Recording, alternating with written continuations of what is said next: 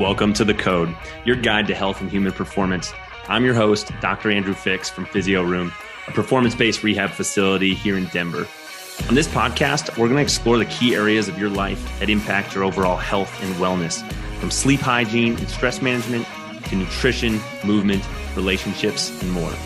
We bring you conversations with industry experts and top performers to share strategies they have for cracking the code on health and human performance. Now let's get to today's show. Welcome back, everybody. Thanks for joining in to this episode of The Code. Again, I'm your host, Dr. Andrew Fix from Physio Room, your one-stop shop for rehab, performance, and recovery. I'm excited on this episode to get into a topic that's near and dear to me. I haven't done it in a while due to personal injuries, but I love running. Becki Lynn Bauer is our guest today on the show, and we're going to talk about her journey with running, ultra marathons, and all things about that. So Becki Lynn, thanks so much for being here and joining me on this episode. Of course, it's great to be here. What I would love you to do for the listeners and for me, I know who you are, I know a bit about you, but I don't think I know a very extensive background about you. I'd love for you to share a little bit of your background, where'd you come from, and how did you get into, this love for running and ultimately doing the types of races that you do now? Cool. Well, I'd love to share that. So getting into running, I definitely got into it junior high. And then high school, I did a little bit of dabbling in cross country, but really the want for needing a car versus having athletics kind of won. So I wanted a car, that wins, but I always ran recreationally. I just love to run. It was just something that I did. It was inexpensive. You can go out, run out the door. So get it done. And then when I moved to Golden, I could run around North Table Mountain. I'd run over by the Coors. Over there. And I'm sure I probably put in a marathon before I actually ran one on paper. Yeah. I think a lot of people end up doing that. And you're totally right. Running has a very low barrier to entry, right? Right. You need to just, know how to run or not know how to run. For the most part, you just need a pair of shoes or something to protect your feet. You could run barefoot. A lot of people do that too. But yeah, it's an easy sport to get into. It's one of the most popular ones there is, especially out here in Colorado. Are you from here? Where are you from? Yes, from Colorado, originally from the Wheat Ridge area. Okay. So north of Denver. You're one of the few natives. Yes, I am a native. Places that I've lived in a lot of different places.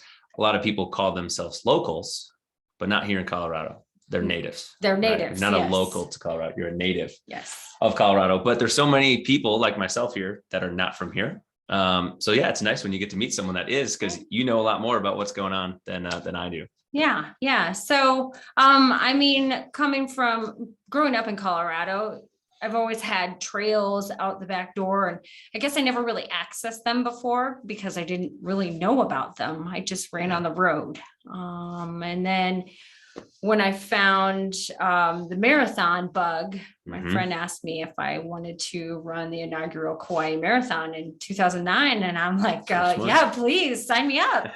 So my first marathon was the Kauai Marathon in 2009, which was the inaugural.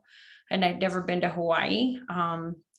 Had really no idea what I was doing, maybe somewhat. Yeah. I didn't know what I was in for. That was a road race? Yes, it was. Road marathon. Hills, heat, and humidity. But I came in second overall female. Cool. So that was, I kind of got bit by the bug then. Yeah. And I'm like, I can do better.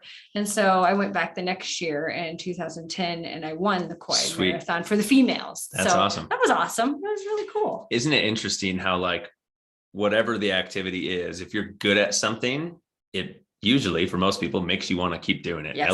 At least that's how it's been for me. And it's funny here that I have the exact same experience, but the other way. If I do something let's take golf, for example, the first 1 or 2 times I ever played golf in my life, I really sucked at it.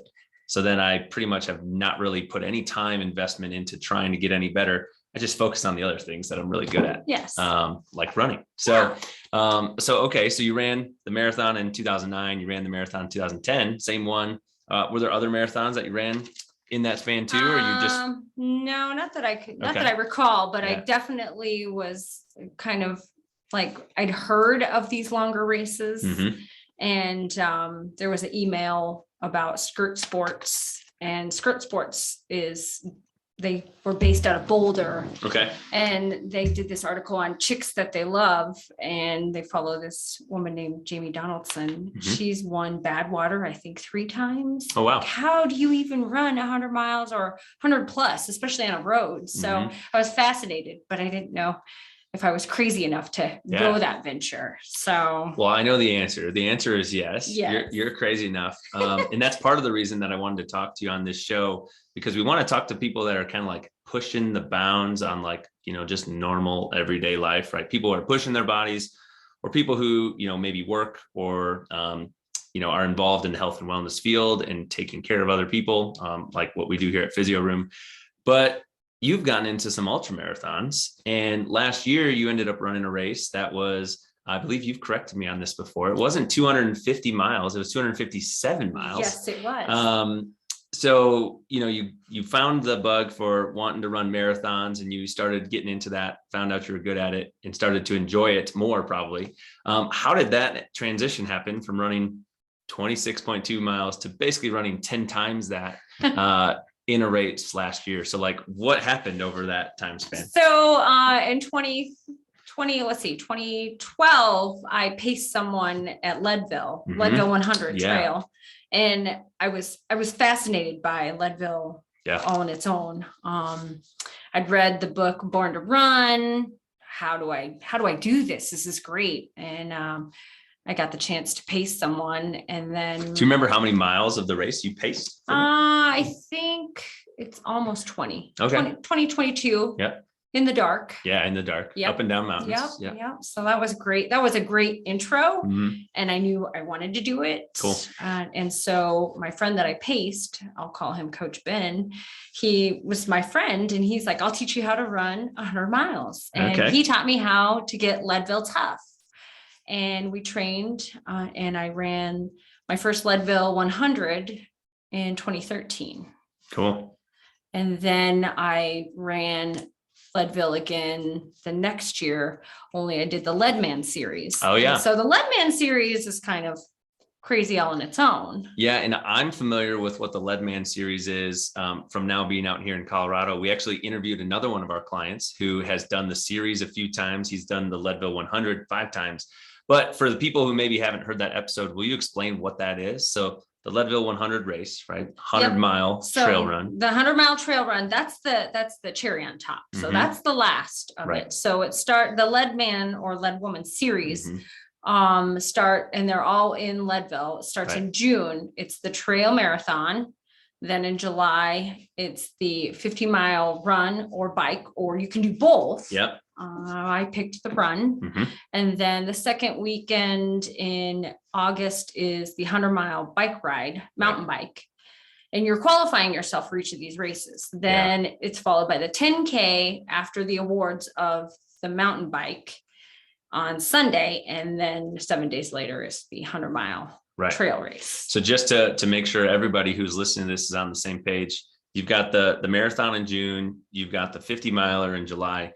And then in basically 8 days, right? Yes. Saturday, you've got the 100-mile mountain bike ride. The next day you have the 10K. And then the next weekend, you have the 100-mile cherry on top, as you call it, 100-mile trail run.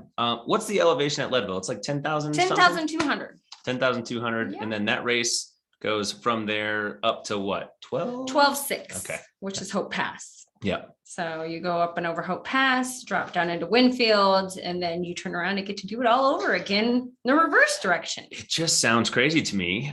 Being someone who, in my running career, I, ran, when did I start running? Probably middle school or something, when I started running organized track, cross country type of things. I remember I would go from middle school cross country practice to youth football practice that wasn't affiliated with the school system. It was like a separate league. So I'd go from cross country practice to football all through like middle school. And then I played the other sports. But then when I got into high school, I'm running track, playing a couple other sports. But generally speaking, I like to run shorter distances faster, right? The longest I've ever run in my life is 15 miles. And that was because we took a wrong turn on a trail. It was supposed to be 13 miles, ended up being 15. But all I've raced is a half marathon. So people that do this series or these other ultra marathon type races, I'm like, I can't even comprehend what that would be like, because I've only ever ran for like an hour and a half before. Right. And that was something that I needed to learn as well Mhm. when I was working with Ben, is he said, remember, that finish line isn't just, an hour and a half away anymore. Right. It's hours away. So really getting that mindset and that shift in Mhm. my thought process. Oh, okay. So it's not like 3.5, 4 hours away. Now it's hours and hours. So how was that for you? Like kind of learning that, and, was the Leadville 100 the first ultra marathon that you ran? The first ultra marathon that I ran was Collegiate Peaks. Okay. So that was on my journey to my first Leadville. Mhm. And that's held in Buena Vista County, at the Salida, like the Buena Vista Community Center. Mhm. And it's like 25 out, and then you go back to the community center, and then you have to go in reverse. Okay. And my mind wanted to stop, of course, because you're coming into where the crowds are, and a lot of people are finishing. And you have to go back out and do it all over again. Yeah. So, I mean, that sounds like a very hard mental game to like put yourself through, of like, so how do you, I'm assuming there's a lot of conversations that are going on in your own head of like, what did you experience with that? Like going from, doing a race where, it's a half marathon, it's a marathon, it's a couple hours, to doing something that takes, the majority of the day or past the length of a day to do some of these races. Like, how did you get yourself to that point mentally, like able to do some of these races and just keep going one step after another for hours on end? Well, I have to say that I had to remind myself, one foot in front of the other, and forward movement is always movement. Yeah, that's right. Don't go backwards. Quitting is not ever an option in my mind. I will say that when we hit the longest distance, I remember Ben looking back and saying, "You've hit the longest distance. We're at 30 miles now." And yeah, for me, there were some tears involved, especially closer to the finish. Just getting past that and knowing that the only way home is the finish. Yeah. And so you just have to keep moving. You'll get there. Don't give up. Yeah. Now, have you, we were just sort of talking off air about some like physical things that you're working through now, but, running as a sport, right, as an activity that people do. And, this is quite frankly, part of the reason that I have a job. Running is one of the most highly injury activities with the highest rates of injury, right? In any given year, approximately 80%, 75%, depending on what kind of research you're looking at, of runners will sustain some type of running related injury. And that's not just, ultra marathoners, that's just runners in general of all different, distances and experience levels. Have you had over this journey, basically the last 10 plus years of like progressing from running a marathon to these long ultras, have you gone through any like major injury, situations that you've had to battle through to be able to run these things? Not major. I want to say they were you can call them minor, something that I can come see you guys for. Yeah. And your staff's amazing here. Is you can fix it, help me get it right. And it's all about movement. Just correcting incorrect patterns. Yeah. And I've dealt with a hamstring here and there. Most recently, knee has decided to swell up, and there's a little cartilage issue going on. I mean, those are wear out parts, and I can be honest when I say that I've been gifted to not sustain any terrible injuries, as I've fallen pretty hard a few times. So, I'm glad that I haven't sustained injuries, and this, my legs have taken me to some places that, the body, it's taking me to places that I never thought I could go, on foot, but it's amazing. It's a lot different than being in a car or on a bike. Oh, that's for sure. Me, so. It's way different. And, a lot of times people who maybe wouldn't call themselves a runner, there's just like something about just like going out and running that it just creates this like, feeling in your body that's just hard to replicate doing any other type of sport or activity. I get a different feeling when I run compared to when I bike, Yes. or compared to when I go throw a ball around. Now I love throwing a ball around. I grew up playing throwing sports, right? So not much makes me more happy than just going out and throwing a ball around. But running and biking, it's just not the same. I just get a different feeling about running, and it's so freeing to me to just go run. Absolutely. You know, a lot of times now people are, they're wearing their watch and they're tracking their pace and all this and that. There is just something very freeing about taking your watch off, maybe, not having anything on that's like tracking anything, and just go run based on how your body feels. And then for the Kauai Marathon that I won, I didn't wear a watch. There you go. Because I knew where my body, would tell me things. And then the fact that the timing crew keeps track of your time anyways. Yeah. So I went without it. You don't need to keep track. It was awesome. Yeah. It was really cool. And then I'm trying to remember back, what type of watch that I had in, 2009-ish. I don't even know if Garmin had some of these watches that we have now where it's telling you your cadence and it's telling you your pace and all this stuff like in real time. It was probably just like a normal Timex or something at that point in time, which never fails, by the way. Timex, I mean, they just those are great. I had an issue where, my Garmin watch that I'm wearing now, it like sort of froze up on me and I had to like quickly do a reset on it. But I was like leaving for work, didn't do the reset. And I was like, I'll just stick it on the charger. It'll figure itself out. I literally go in the drawer to my nightstand where I have a couple other watches and I pull out a Timex that I have not worn in years. And all I had to do is like adjust the clock for daylight savings time. That thing, battery's still working. It's ready to go. I put that on and, I would be lost without a watch on throughout my day. But okay. So we went on a little tangent here. This is fun. So you trained for Leadville, you paced Leadville, and you were saying you did the Lead Man, Lead Woman series. I forget what year you said that was, 2014. 2014, 2015. Okay. And the reason why I did it consecutive years was because I was 2 minutes and 44 seconds off of first place for females in 2014. So why not go back and do it better? That was really my mindset. Like I can do so much better. And the crew tried to figure out where they had lost time. And really it came down to probably an extra few minutes in the aid station or whatnot, just they beat themselves up. Well, you know what? It's my turn to show that I can do better. And I did better. So awesome. Yeah. How many times have you run that Leadville race now? Leadville 103. Awesome. Have you noticed, did your time improve each time that you did it? Yes. Cool. How quickly were you able to complete the race? 23:56:14. Very cool. Yes. 23:56 and 14 seconds. That's awesome. Big buckle. Big. Yeah. You sneak under that 24-hour barrier. Yes. Now the cutoff for that race is 30 hours. 30. Okay. So, and then the cutoff for the big buckle is 25. Okay. So I got a big buckle both years I did Lead Man, which was great. I mean, that was awesome. Yeah. So I have a friend who did the race for the first time this past summer. And this was his first, to my knowledge, first ultra marathon. If it wasn't his first ultra, it was definitely his first 100-mile race. And especially out here in Colorado, where there's such a drastic elevation difference. He ended up not finishing the race, not running like to the capability that he thought he was. And it seemed like a lot of the issue for him came down to fueling and, his GI system kind of letting him down more so than his body letting him down. That's a good point, because the first year I ran it in 2013, I had a great nutrition plan, or at least I thought I did. And then I found myself cheating myself. And then I was lying to the crew. So it does take a village to get you to the finish line. Yeah. And when you lie to your crew about what you ate and what you really didn't eat, it doesn't go over very well. And they can tell.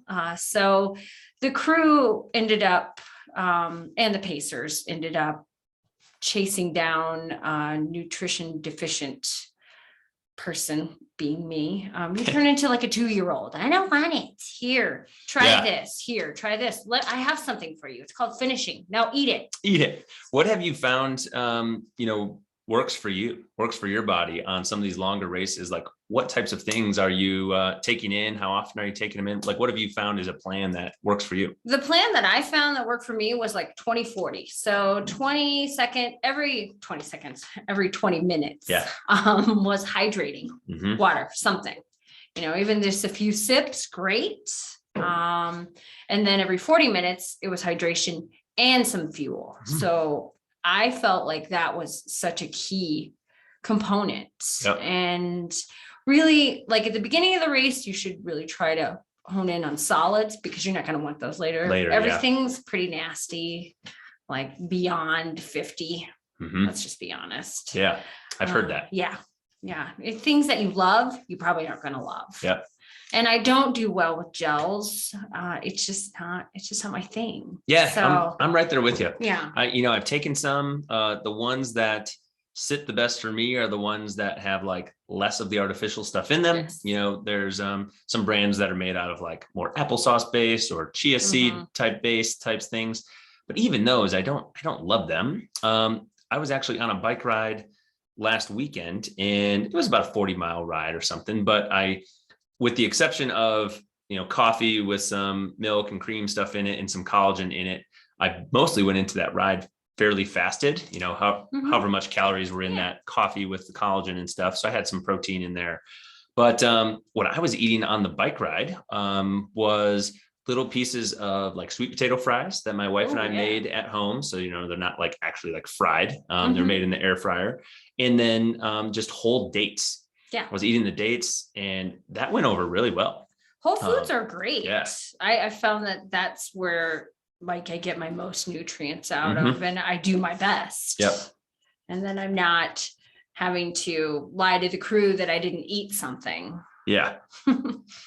Yeah. And it's so funny. You said like, I'm lying to the crew, but I'm really, who's that impacting? That's impacting you. Yeah. Right. That's not hurting them. It's not hurting them. I mean, it's hurting them because they want you to do well and they're there to support you. Right. But at the end of the day, it's not really hurting them. It's hurting you and your process to get to the finish line. Yep.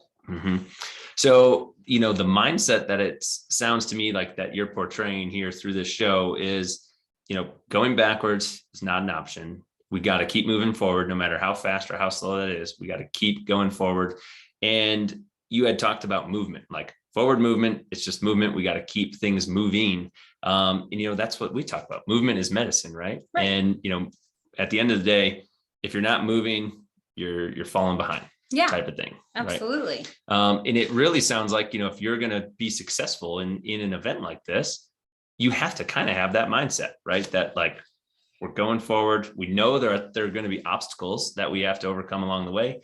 Everything's probably not going to go smoothly. Right. But that going into it so that then when those barriers come up, you're able to tackle those and navigate those. Correct. So then let's sort of move forward and tell us about your transition from like doing the Leadman and what ultimately got you to this 257-mile race that you did almost a year ago. How did we get there? So I've been really consistently running 100-mile races to continuously qualify myself to be in the lottery for Western States. It was big pie in the sky goal. Yeah. And then 2020 came along and there were no lotteries. Yeah. And there was no chance of getting in for 2021 to any of the things that I really had hoped for, which was Western States or CCC, which is part of the UTMB Ultra Trail du Mont Blanc series over in France. So there was really, I was toying with my options on what do I do in 2021. Yep. And all of a sudden there was an email about this crazy Cocodona 250. Yeah. Like I wondered about 200-mile races, but never really put a lot of thought into it. And so this race came up and I talked to a couple friends and they're like, oh yeah, I'll sign up. So you should sign up and we'll sign up. Yeah. Yeah. I signed up and they bailed. I've had that experience happen, not with ultra marathons, but with, I was a freshman in high school and I was playing football with a friend of mine. We're both on the football team. And then he's convincing me to go out for the wrestling team. Right. And we basically end up making a deal that if I think I might've shared this on another podcast episode. It's interesting. I go out for the wrestling team and the deal was if I wrestle, he's going to run track with me in the spring. because I wanted to run track. Right on. So we're freshmen, we're 15, right? Yeah.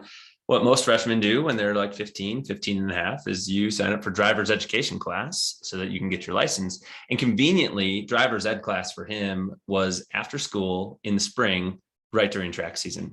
So I wrestled. My buddy never ended up running track with me. But the moral of the story is it was great peer pressure because I continued to wrestle all throughout high school, and I don't regret going out for wrestling, but it's just like a funny story that I thought of when you said that. So you sign up for the race, your friends don't end up getting signed up for the race, and you end up running it by yourself. I do. And the funny thing is, the comment to me was, well, I didn't sign up. I said I would look at it.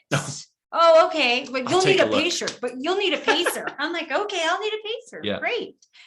So I kind of put my chips in that basket and I'm like, well, cool. I'll have pacers and a crew.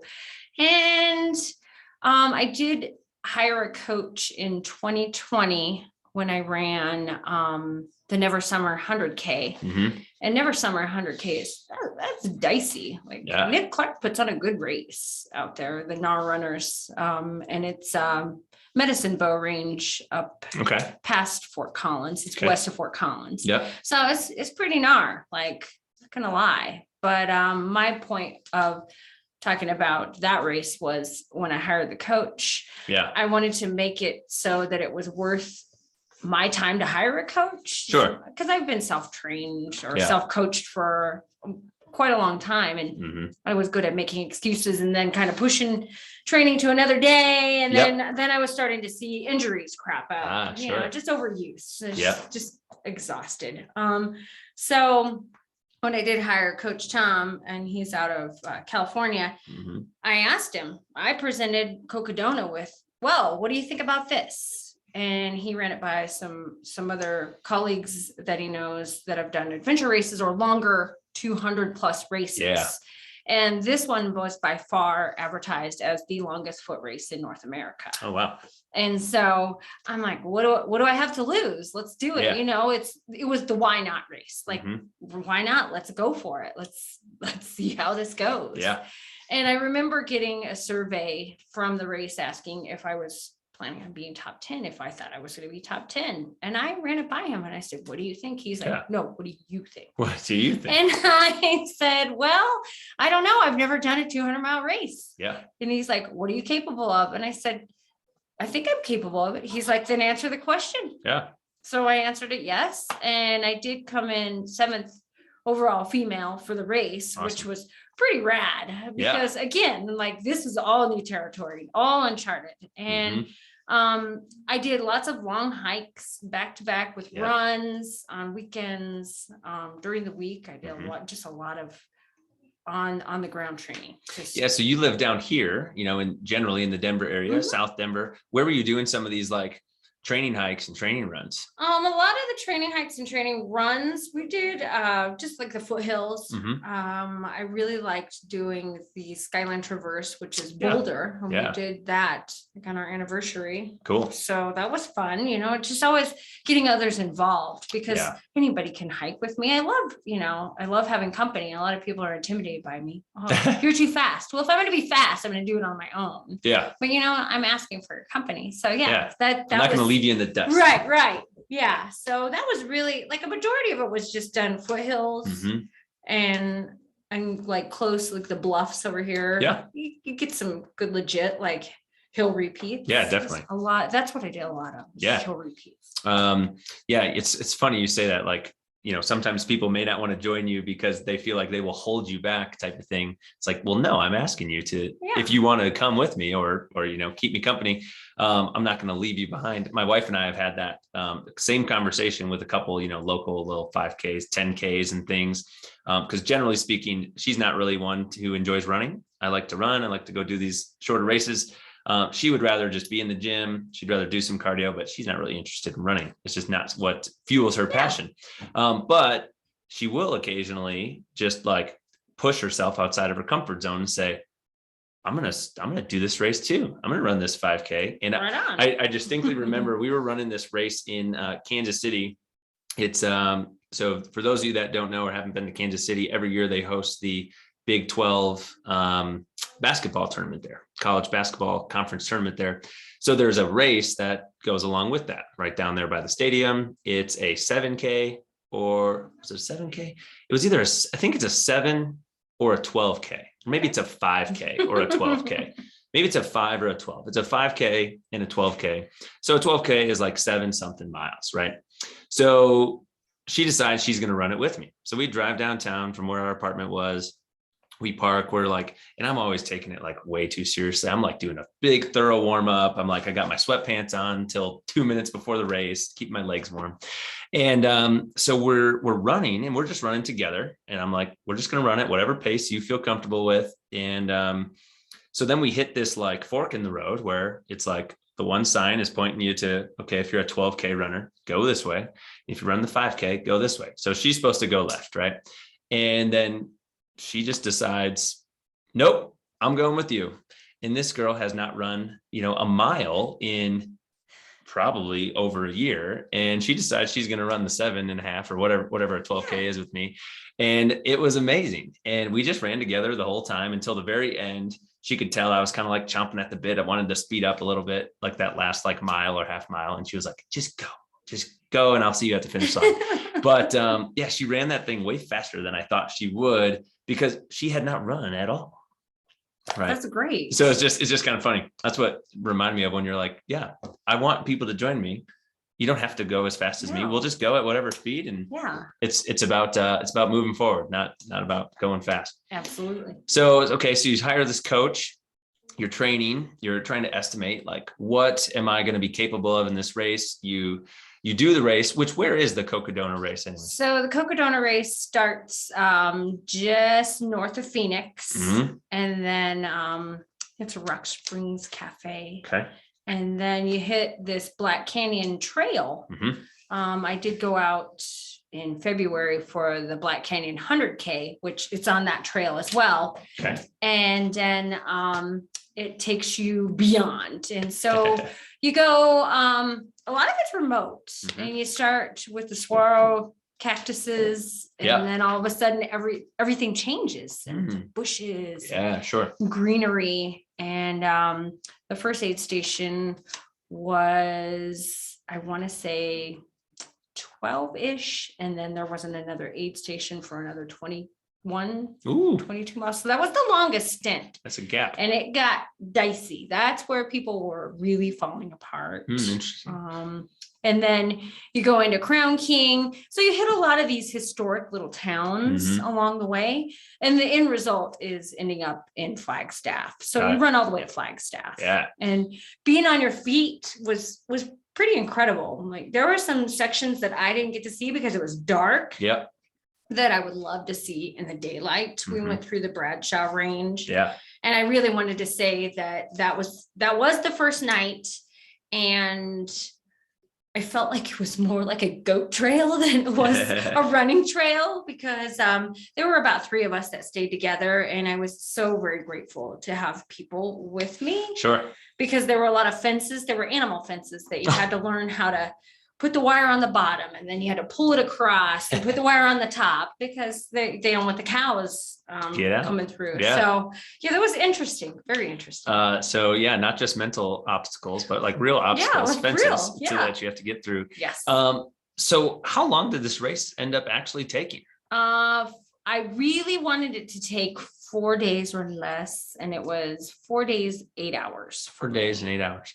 So tell me how, so obviously this is a totally different animal, right, than doing a 23, 24 hour Leadville race. This is like totally different stratosphere type of thing. Yes. Might as well be a different sport. Obviously it's running and hiking, but like, 4 days compared to a day, very, very different. And there's a lot more factors that you have to consider from a preparation standpoint, obviously the training, but like preparation in terms of like clothing, shoes, nutrition, sleep, medical needs. Like, so what did you do for some of these things? Like, how did you manage the, how many pairs of shoes did you bring for an event like this? How'd you manage the sleep situation? Like, what does that look like for a race like this? So shoes, I brought 2 pair of shoes. I think we brought a total of 4, and they were all the same shoe. It was the La Sportiva Bushidos. Okay.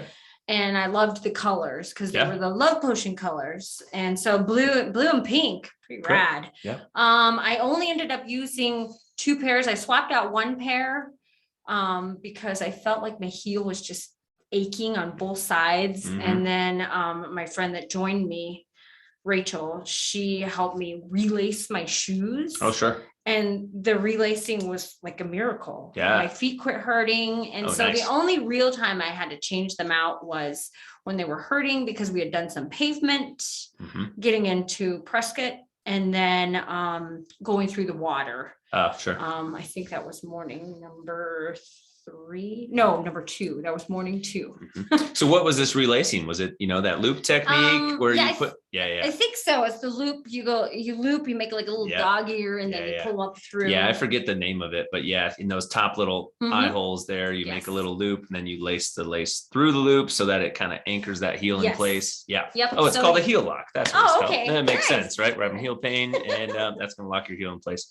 So yeah, if you've not tried that, look that up. Look up a heel lock. Life-changing. And I know a lot of people that do that, whether they're running ultras or not. Yeah. I know a lot of people that lace their shoes that way for running. Yes. So that was life-changing.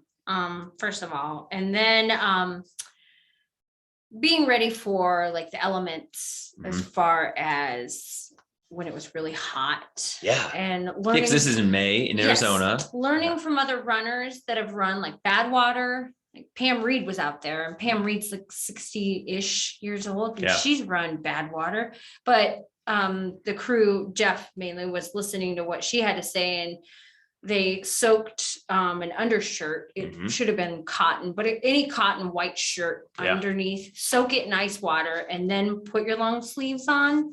I had a long sleeve shirt on the whole time. It had holes in it, of course, but that was my sunscreen, and it also kept me cool. Sure. I did make a rookie mistake, and I went out like in dark colors. In the desert.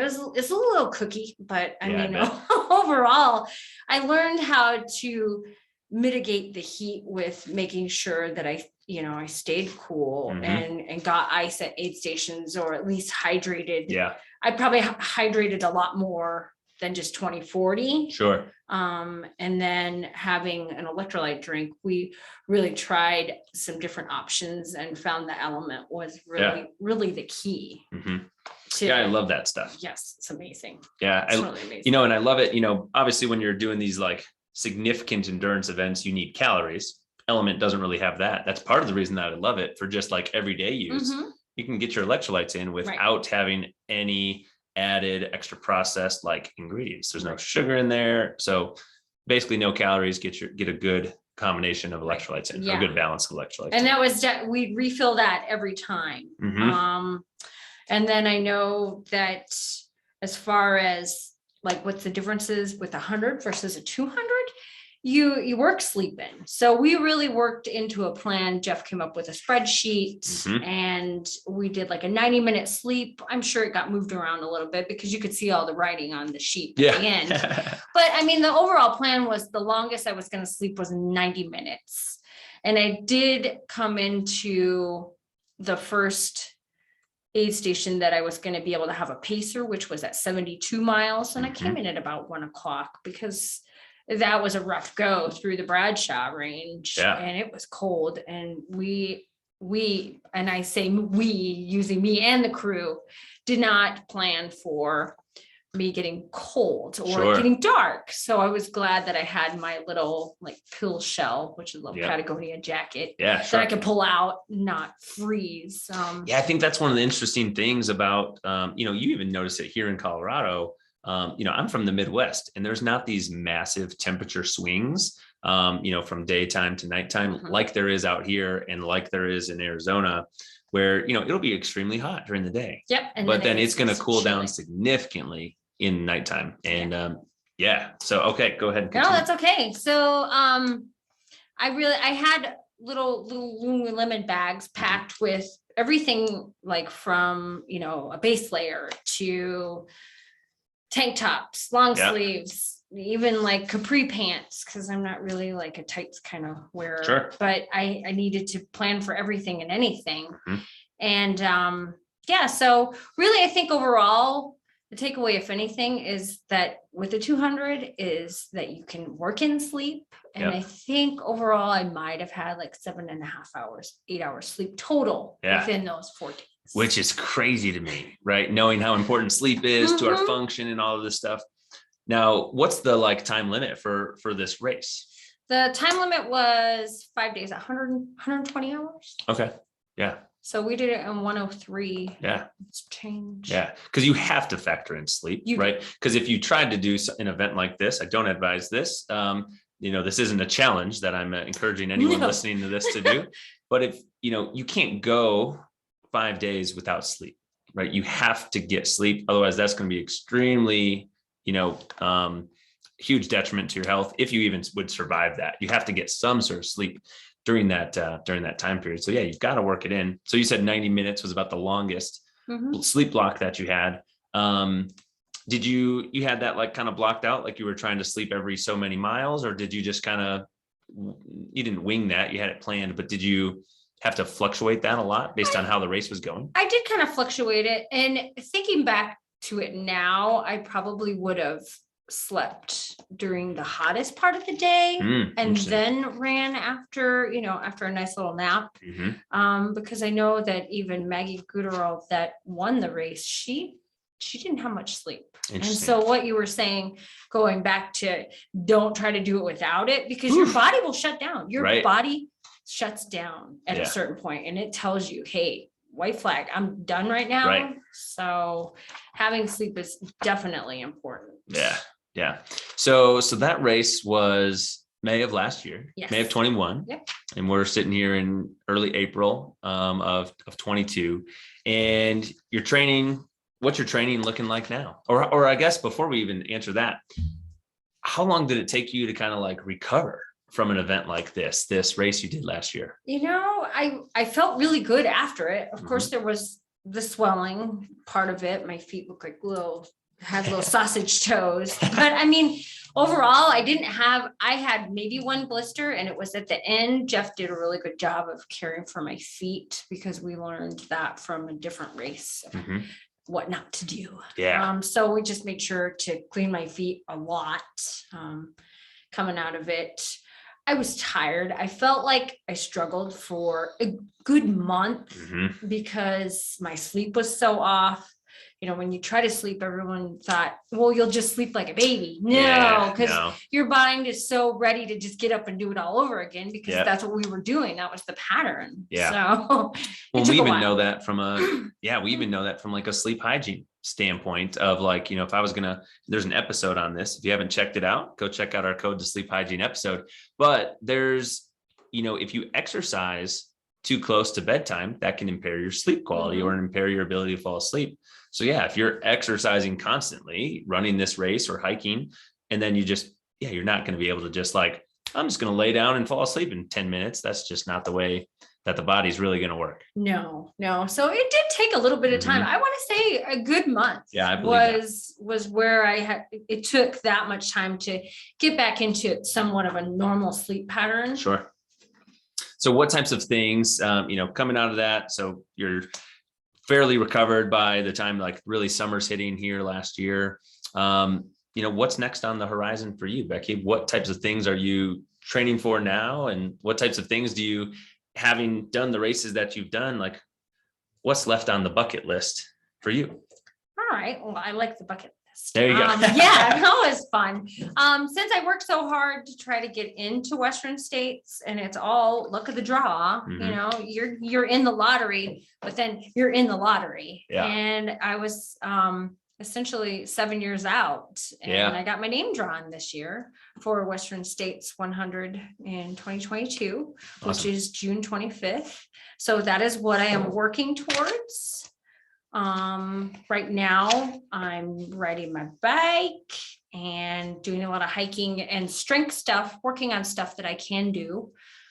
Because I did mention that I have a slight little cartilage thing going on. But we're going to get there and it's going to be great. Mm-hmm. So I love the way that you just kind of explain that. Obviously, it's frustrating. I'm dealing with a running related issue right now. I haven't run in 7 months because of Achilles issues that I've been dealing with for more than 7 years. And it's finally gotten to the point where I decided, there's more of a decision than like being forced to, hey, I need to do something about this so that I don't injure this further when I'm, playing pickup basketball with my kids one day or something, and I tear my Achilles. I want to prevent that. But it's frustrating when you have something that's preventing you from doing the training that you want to do, but what you still were able to like explain there is your mindset is still in the right place of like, this is still the goal that I have. I plan to accomplish it. And you're doing what's really, really important from like a rehab standpoint is you're still doing the things that you can do, right? You're doing things. You're not just, throwing your hands up in the air and saying, well, I guess I just better rest for a month and let this feel better. That's not the way that it works. That's not the way that the body works. And continuing to move forward and still do what you can without perpetuating the problem worse while you work to address the problem is exactly the way that I would handle it. And that's exactly what you should do. So for anyone listening that has anything bothering them, bed rest or laying around on the couch is not going to make it feel better. You've got to continue to work on the things that you can so that you get to do the things that you're capable of and that you want to do later. So absolutely. So June 25th is that race you said, right? You've been working to get into this for a long time. So do you know the answer to this? How many people, put their name in the lottery for this race every year? And like, how many people actually get the opportunity to do it? So for Western States, it is capped, I believe, at 374 people. And the reason being is that we run through a wilderness section. And so when it was deemed wilderness, there were a lot of races that were told that they couldn't get permits through there anymore. And so the agreement was that Western States would cap their registration at the number that they had registered or running in the year that was deemed a wilderness section. And they can't deviate. Yeah. They can't add more. That's what it is. It's what it is. And so there's a lot of factors that go into the lottery. I believe there's 312 names drawn, and I did say like 374 total, but a lot of those slots are golden ticket slots. And so a golden ticket race is a race that has been deemed as, if you're like top, I think it's top 3 or top 2 female, top 2 male. And these are golden ticket races, then you get into Western States. Like automatic qualifier. You get an automatic qualifier. You are in. Yep. So they hold those tickets out. And then when the drawing happens, it's usually the first weekend in December. And they cut all the tickets. Like, this is legit paper tickets that drawn they out put. of the hat. Drawn out of the hat. Yep. You spin it around, and I've sat through that several times. So in person now twice. The first time it was pretty hard. And so I've always wondered, well, why? Because I've worked so hard, but everyone works hard. We all qualify ourselves. And then there's consecutive ticket counts after a certain amount, after each consecutive year, you don't get drawn, then you get more tickets. And I was up to like 64 tickets. Increase your probability. Yeah. And even though I had 64, I just needed 1. Right. So, and I believe that the number of entrants, it's skyrocketed. I mean, ultra running is just huge. So popular. Yeah. And there were, I want to say 14,000 people that. Wow. Yes. So there's a lot. And when there's only 374, I mean, chances aren't good. No. I think anytime I've ever entered a lottery or a raffle of some sort, any of the ones where I've had numerous tickets, I never won. The 2 that I've ever won in my life, which weren't for something, quite as big as this, where there's probably 14,000 plus. But the 2 that I've won, I only had 1 ticket. And I just got lucky enough to get my name drawn for these 2 things. There are so many people that get in that way though. And I always wondered why. And I know that I would have been on the list even longer or maybe shorter. Yeah. But I didn't feel like I was ready at the beginning of my journey. Yep. So knowing what I know now, I would have done it right away. Yeah, sure. But I knew I wasn't ready. And then the race, I felt like I wasn't ready. So when I did complete Cocodona, I'm like, okay, I'm ready now. What do I need to do now? So it was pretty cool hearing my name get drawn. Yeah. And then I actually got my name drawn a second time for the wait list. Oh, they throw it out because you're already there. I'm already there. So it was quite exciting. So I think something that you just said of like, why did my name not get drawn? And then you basically started to go down this avenue of like, there's a reason, right? There's a reason that maybe I don't know what it is right now, but there's a reason my name didn't get drawn. My time is going to be later. So after sitting through this, this lottery process, year after year after year, your name doesn't get drawn. That's what I wanted to ask you is like, why keep putting, I think this is going to sum up this episode really good, right? Like why continue to put your name in for something that, each year passes, I'm not getting it. What kind of fuels your passion or your desire to like, I'm going to put my name back in next year. I'm going to put my name back in next year. I'm going to keep training because this is just something that I want to do or I have to do. Like what sort of fuels that? I'd say the, knowing that when it does get drawn, that it's going to be amazing. Mm-hmm. You just have to have patience. And I am one that is not very patient. I'm sure many of us aren't very patient, but patience definitely wins in this one. Mm-hmm. And just seeing the overall goal and experiencing other friends that have done it and that they convince you that it's worth it. It's so worth it. Don't give up. Don't give up hope. If that's your goal, don't give it up. So you didn't make it this year. Mm-hmm. Do it again, continue to do it because if it means something to you, you'll find a way. Mm-hmm. If it doesn't, you'll find a reason not to do it. Yeah.